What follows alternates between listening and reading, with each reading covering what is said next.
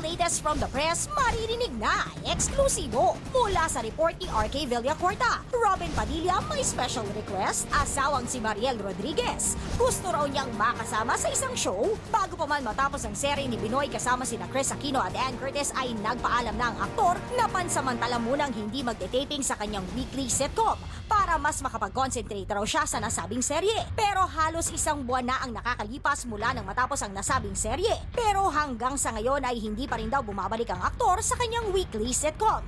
At ang latest na balita mula mismo sa isang ehekutibo ng DOS ay may special request daw ang aktor. Gusto pa rin niya bumalik sa TV pero ang gusto niya pagbalik niya kasama na niya ang misis niya si Mariel sa isang show. In short, may package deal. He wants his own show with Mariel Rodriguez. Kaugnay nito ay isang paglilinaw pa ang binahagi ng kapatid nating si RK.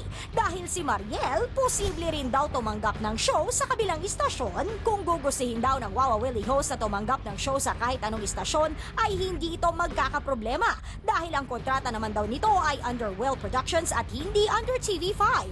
Pero ang tanong, papayagan naman kaya siya ni Kuya Will kung sakali?